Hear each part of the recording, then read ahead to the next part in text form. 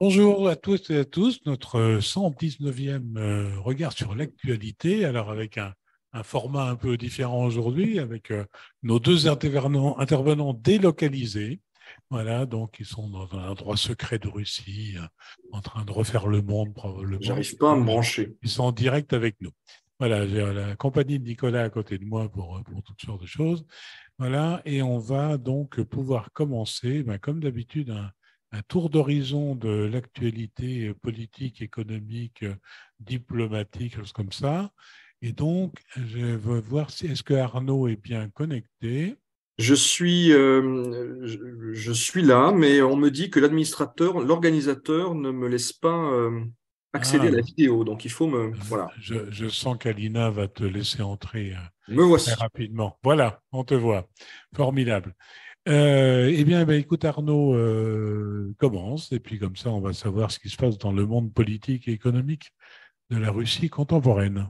Merci beaucoup, Gilles. Bonsoir à tous. Dans l'actualité du jour, Vladimir Poutine qui annonce un soutien aux familles de combattants des compagnies militaires privées, c'est-à-dire pour l'essentiel Wagner. C'est un point nouveau et qui est sans doute aussi un signal politique.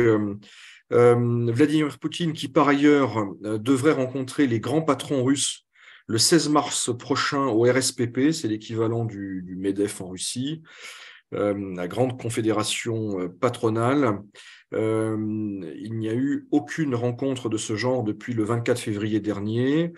Et cette rencontre interviendrait dans un contexte, si ce n'est de tension, en tout cas de marchandage entre les autorités russes, le gouvernement et les grands patrons. On l'a vu à propos du projet de contribution volontaire que j'ai évoqué la semaine dernière et qui a été refusé par les patrons, lesquels cherchent, semble-t-il, à obtenir des avancées dans la dépénalisation des infractions économiques. Les pouvoirs publics en ont beaucoup parlé ces dernières années. La pratique n'a pas beaucoup évolué. Euh, la Banque centrale et sa présidente, Mme Nabiulina, qui confirme la prorogation des restrictions sur le retrait d'espèces en devises, ou plus précisément en euros et en dollars. C'est plafonné à 10 000 par an. Par ailleurs, M. Volodine, le président de la Douma d'État, qui appelle à une évaluation du préjudice lié au sabotage des tubes Nord Stream en Baltique. Et il appelle, dans un deuxième temps, à une compensation qui pourrait être payée par les compagnies étrangères présentes en Russie. Monsieur Volodine est assez coutumier de ce type de déclaration dure. Je rappelle ses propos sur les Russes ayant quitté le pays depuis le 24 février et dont il appelait à la confiscation des biens. Quelques mots de politique maintenant. Un rapport confidentiel qui doit être remis au président russe dans les heures qui viennent, à moins que c'est déjà été fait. Un rapport rédigé sous la direction de M. Turchak, qui est le numéro 2 du Conseil de la Fédération, c'est-à-dire la Chambre haute du Parlement. Il est aussi le numéro 2 de Russie Unie, le parti au pouvoir. Alors, le sujet de ce rapport, c'est, entre guillemets, l'opération militaire spéciale. Et il se dit que ce texte serait sans concession, qu'il apporterait un éclairage assez cru sur la réalité des choses, réalité qui peut-être ne parviendrait pas toujours en l'état au président russe à suivre. En tout cas, c'est un nouveau canal peut-être d'information, d'influence ou d'impulsion politique. Alors, on le sait, le président doit prononcer le 21 février son adresse annuelle au Parlement.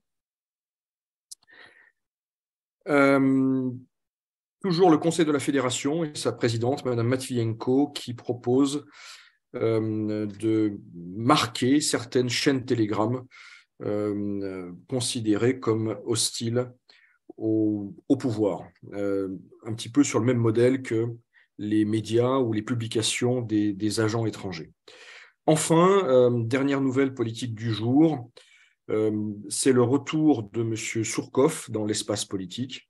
M. Surkov, vous le savez, a été le responsable de la politique intérieure au Kremlin pendant plus d'une dizaine d'années.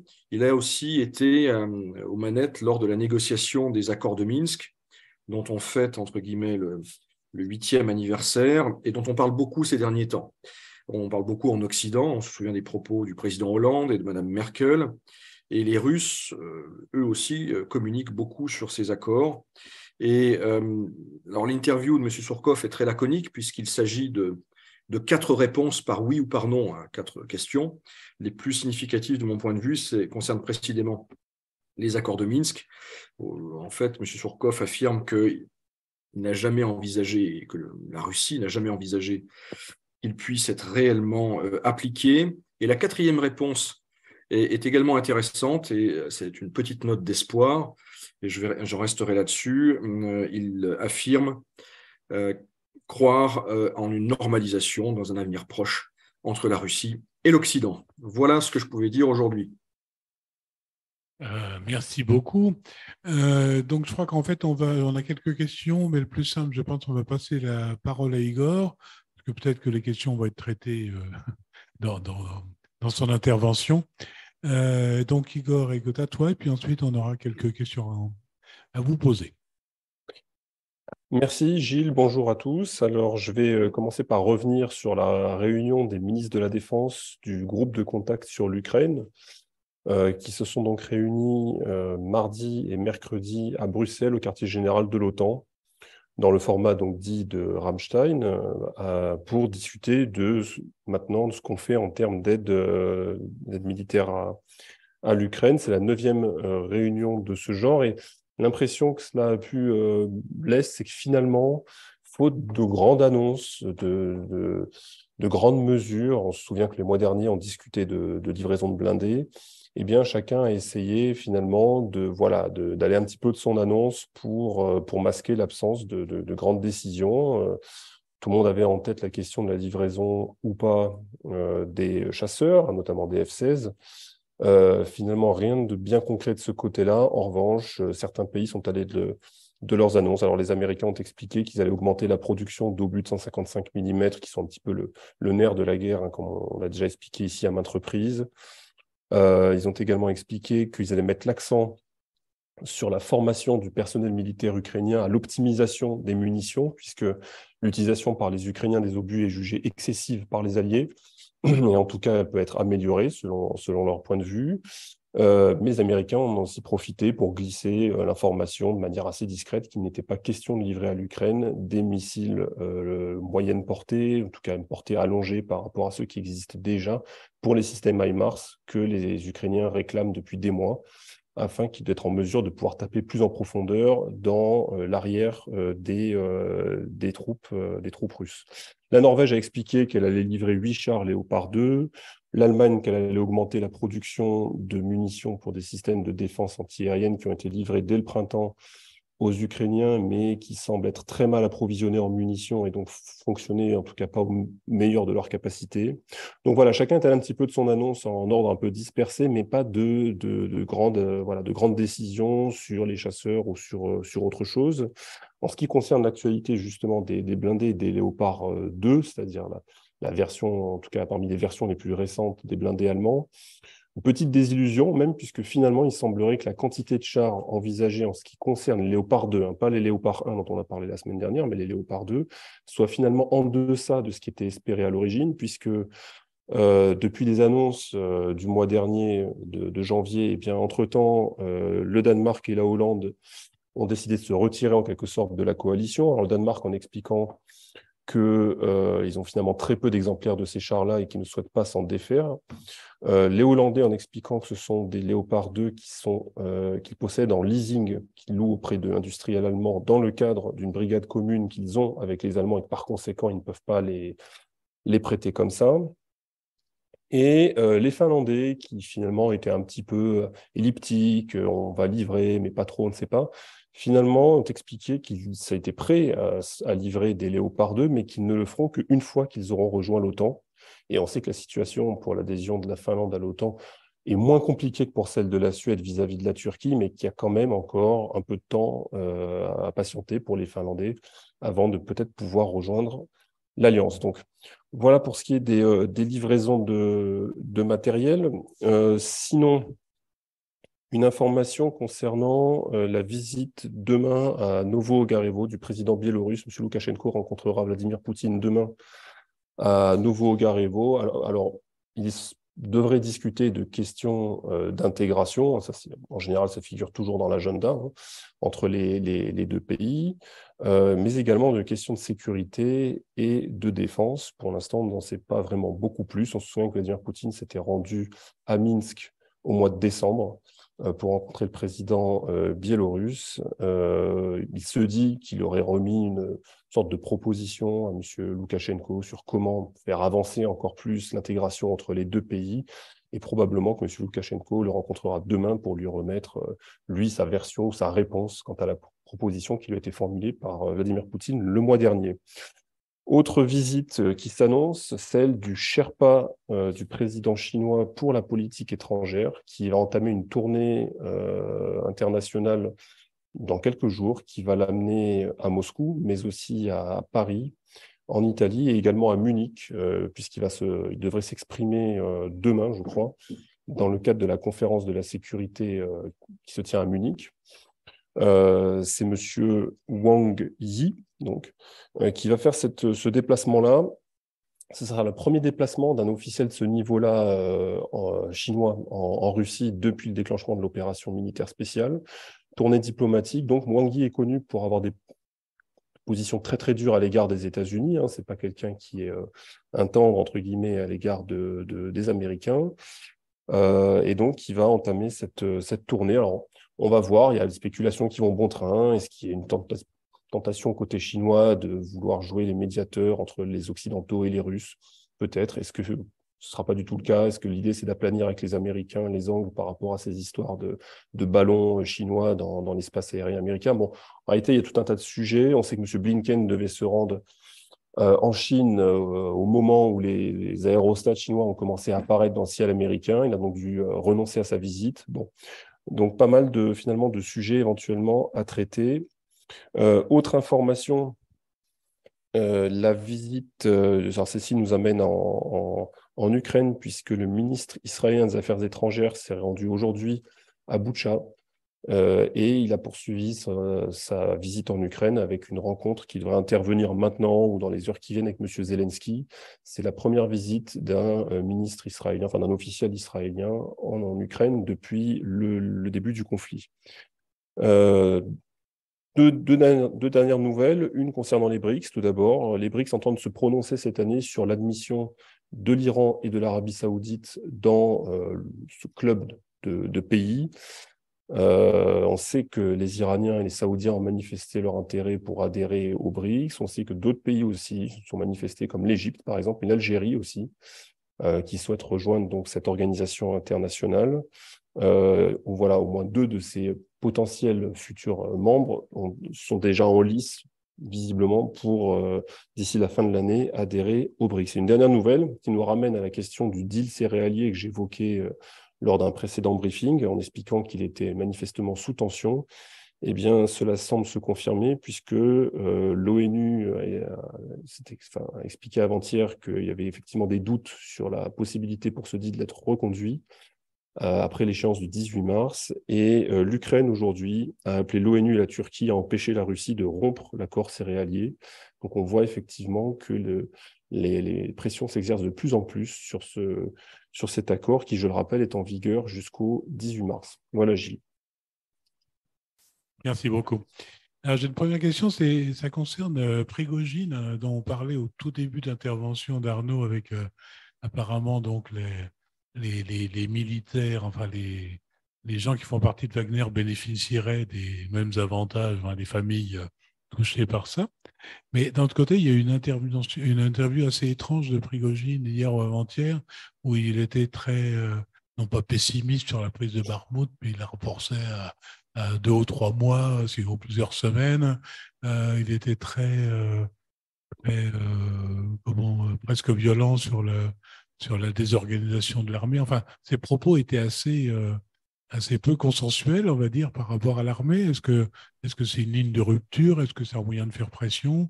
Est-ce que c'est les choses qui ont été accordées au Wagner sont justement un peu la suite pour calmer les choses. Comment est-ce que vous voyez ça? Alors, d'abord, il faut rappeler qu'on marche sur des œufs en évoquant ces sujets, tout autant, et voire même plus que M. Prigogine lorsqu'il accorde des interviews de ce type-là.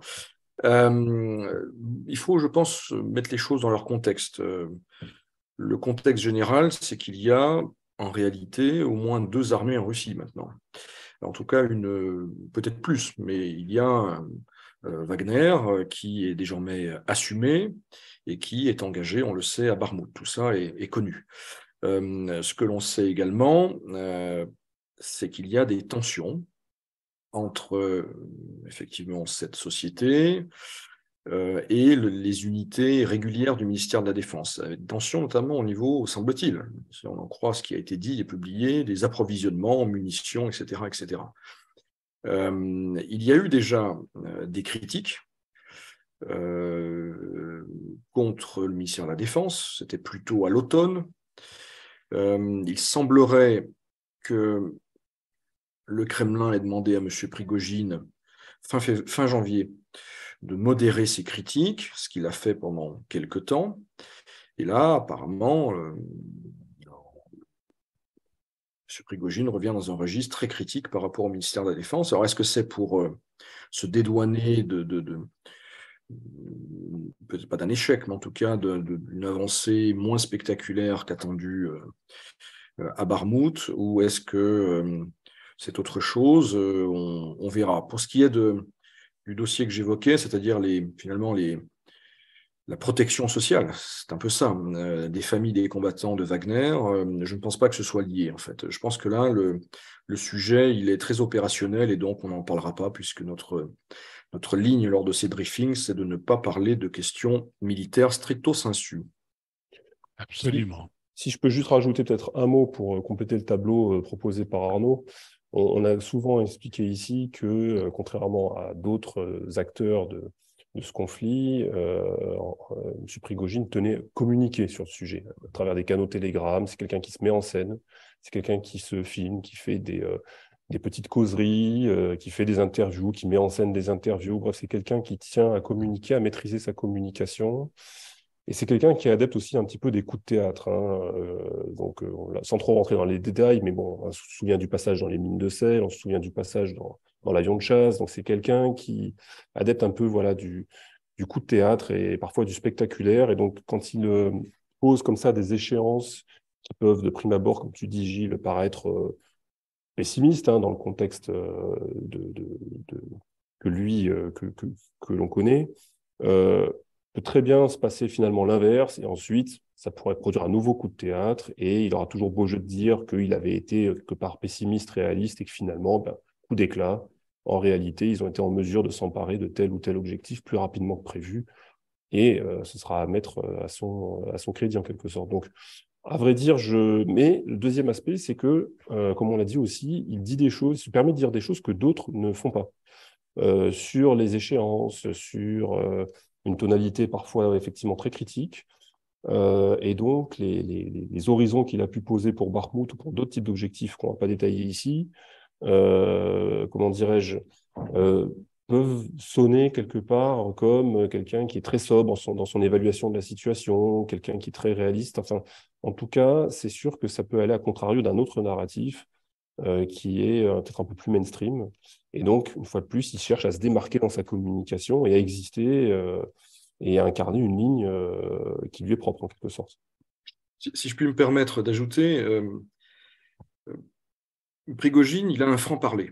Il a un franc-parler qui détonne par rapport à la communication, par exemple, du ministère de la Défense, qui fait des briefings quotidiens, qui sont, il faut bien le dire, plutôt ennuyeux dans la forme. Je ne jugerai pas du fond et de la véracité des propos. Et ça, c'est sa signature aussi. Et c'est très rare dans le contexte politique actuel. Et il en joue très clairement, c'est ce que disait Igor. Donc,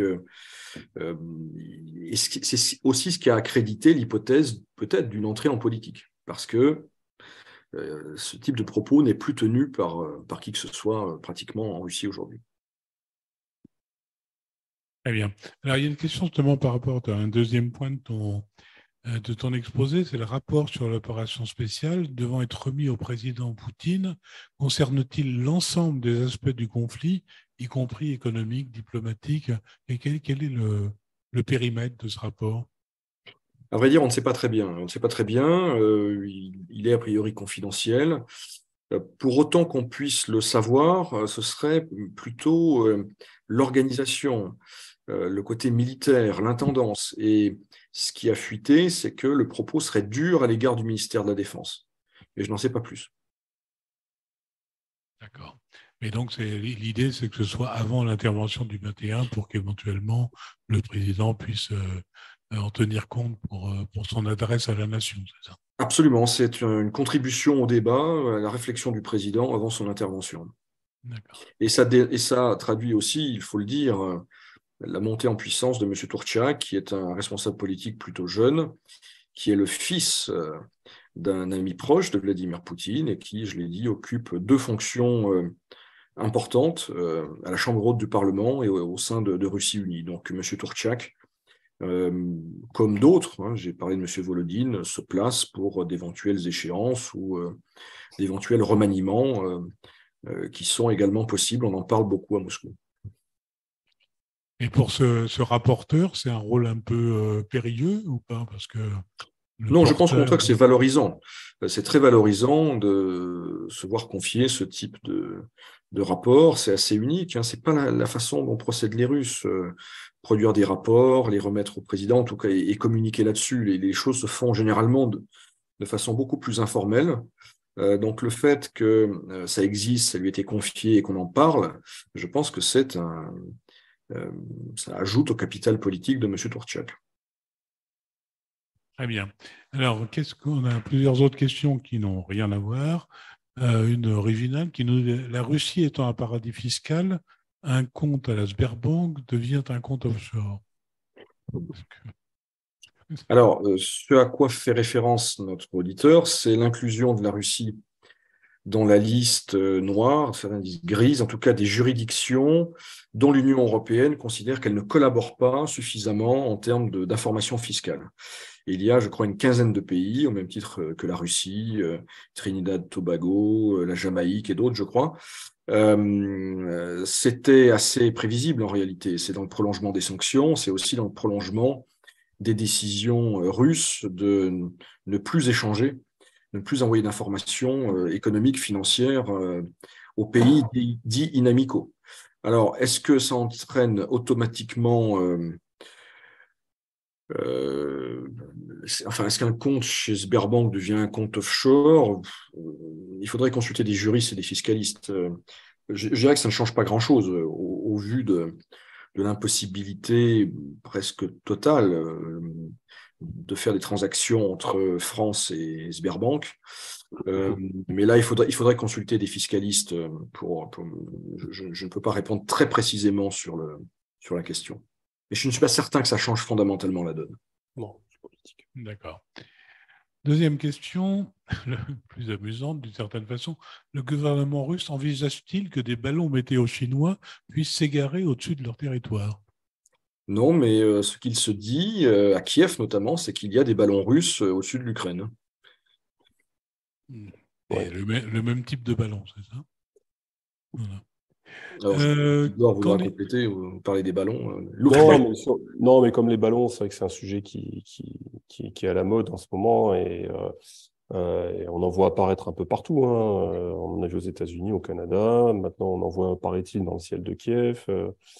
Une fois de plus, hein, quand on voit les photos de ce qui est présenté comme étant des ballons qui ont été détruits ensuite par les personnes en question, c'est des choses qui sont pas non plus énormissimes. Alors après, on peut quand même mettre de l'électronique dedans et faire des photos, filmer, etc. Mais territoire russe, comme chacun sait, il est immense. Il y a des satellites qui passent au-dessus toutes les heures. Et donc, si ce n'est pas des satellites chinois, c'est des satellites américains ou autres. Donc, de toute manière, je pense qu'à ce petit jeu-là, chacun sait très bien à quoi s'en tenir.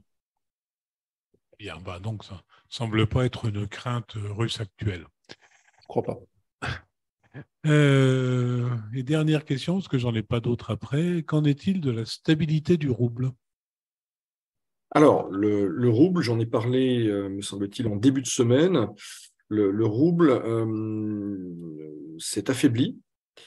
Il a retrouvé des niveaux observés fin avril, c'est-à-dire au moment où, après avoir décroché de façon très spectaculaire en mars, après les premières vagues de sanctions, eh bien, avait commencé à remonter. Donc aujourd'hui, l'euro, c'est environ 1 pour 80 à la bourse de Moscou. Je ne parle pas des cours qu'on peut voir dans les banques ou les points de change à Moscou. Là, je parle du cours officiel.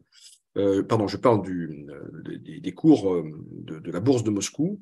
Donc, à peu près 1 pour 80 pour un euro, à peu près 1 pour 75 pour le dollar. Je rappelle, parce que c'est un peu contre-intuitif, que c'est précisément ce que souhaitait le gouvernement russe. Le gouvernement russe, en gros, depuis entre mai et décembre, se plaignait d'un rouble trop fort qui pénalisait ses rentrées, notamment pétro-gazières. Donc c'est plutôt une bonne nouvelle pour les finances publiques russes à un moment où, on en a parlé, elles donnaient des signes de fragilité ponctuelle, semble-t-il, mais quand même, c'est un premier signal d'alerte. Eh bien, écoutez, merci à tous les deux de ces brillantes interventions, comme toujours. On va vous laisser à votre campagne russe paisible. Vous profitez bien de tout ça pour alimenter votre réflexion sur l'avenir du monde. En ce qui nous concerne, alors, notez bien sur vos carnets un petit changement d'agenda la semaine prochaine. C'est important parce que du fait de deux événements qui coïncide d'une certaine façon. Le 21, l'adresse du président, donc qui sera sans doute très importante, et c'est un événement sur lequel on souhaite réagir le plus vite possible, mais aussi le fait qu'il y a le 23 février qui est donc férié. Nous allons faire notre briefing le 22, donc le lendemain de l'adresse directement, et comme tout le monde est en vacances le 23, on peut faire ça tranquillement le 22. Donc notez bien ça sur votre agenda.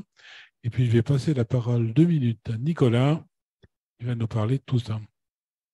Alors, et dans les autres actualités, on vous invite très prochainement à une rencontre avec les membres de l'AmCham, donc la Chambre de commerce américaine en Russie.